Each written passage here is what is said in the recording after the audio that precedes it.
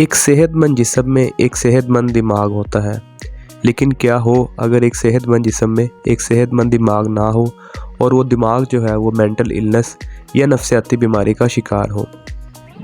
Friends, मेरा नाम है आसिफ वदूद और आप देख रहे हैं आसी टीवी। जैसे कि फ़िज़िकल इलनेस या जिस्मानी बीमारी हमारी बॉडी पर असरअंदाज होती है, वैसे ही जहनी बीमारी या मेंटल इलनेस हमारी बॉडी पर असरअंदाज होती है। अगर आपकी दिमागी सेहत ठीक नहीं रहेगी तो जाहिर सी बात है कि आपकी जिस्मानी सेहत भी ठीक नहीं रहेगी, क्योंकि दिमाग ने ही सारे जिस्म को कंट्रोल करना होता है। 2022 के एक मोहतात अंदाजे के मुताबिक 16% पाकिस्तानी मेंटल इलनेस यानी कि नफसियाती बीमारी का शिकार है, और बदकिस्मती से इसको पाकिस्तान में सीरियस नहीं लिया जाता। फ्रेंड, आज की इस वीडियो में हम डिस्कस करेंगे मेंटल इलनेस के साइंस के बारे में, यानी कि नफसियाती बीमारी के अलामात के बारे में। तो फर्स्ट जो इसकी अलामत है वो मेंटल इलनेस की वो है नींद का ना आना, नींद का बहुत ही कम हो जाना या रूटीन से बहुत ही ज़्यादा हो जाना। दूसरे नंबर पर जो है वो मूड स्विंग्स यानी कि मिजाज का तब्दील हो जाना शामिल होता है।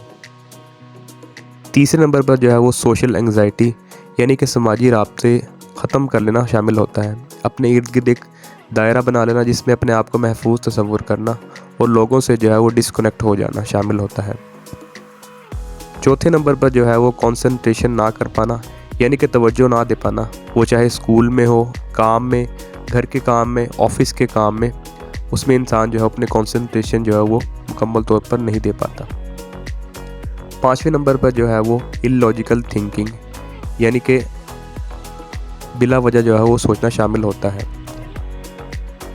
छठे नंबर पर जो है वो 6 नंबर पर जो है वो हेलुसिनेशन यानी कि ख़ुद से एक कैरेक्टर जो है वो तस्वुर कर लेना और ख़ुद ही उसे डर महसूस करना। सातवें नंबर पर जो है वो मोटिवेशन ख़त्म हो जाना यानी कि तहरीक का बिल्कुल ही ख़त्म हो जाना और कोई काम करने को ना दिल कर पाना।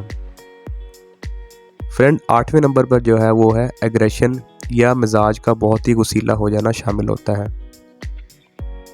दोस्तों, इसमें 9वें नंबर पर जो शामिल है वो है अपने रिश्तेदारों और दोस्तों से जो है वो कतई ताल्लुक़ करना यानी कि मुकम्मल तौर पर डिस्कनेक्ट हो जाना और ख़ुद के साथ जो है वो रहकर खुशी महसूस करना शामिल होता है। और 10वें नंबर की बात की जाए तो उसमें जो है वो स्टोमक डिस्टर्बेंस शामिल है। उसमें आपको कॉन्स्टिपेशन हो सकती है या लॉस ऑफ एपिटाइट यानी कि भूख का ख़त्म हो जाना या इंडाइजेशन शामिल होता है। तो फ्रेंड, ये थी कुछ मेंटल इलनेस की अलामात। अब बात करेंगे कि इसके ट्रीटमेंट की तरफ। पहले नंबर पर जो है वो आपको जो है वो पॉजिटिव थिंकिंग की ज़रूरत होती है मेंटल इलनेस के मरीज़ों में, और दूसरे नंबर पर जो है वो ब्रेन एक्सरसाइज है। आप अपने ब्रेन को जो है मुख्तलिफ़ कामों में लगाएं और अपने आप को जो है वो मसरूफ़ रखें। तीसरे नंबर पर जो है वो आप फ़िज़िकल एक्सरसाइज और फिज़िकल जो है वो एक्टिविटी को बढ़ा दें, इंक्रीज़ कर दें, चाहे आप जॉगिंग के लिए जाएँ या एक्सरसाइज के लिए जाएँ। चौथे नंबर पर जो है वो है आप सोशल कनेक्टिविटी यानी कि अपने आप को जो है वो दोस्तों के साथ और रिश्तेदारों के साथ जो है वो कनेक्ट करें, उनके साथ टाइम स्पेंड करें।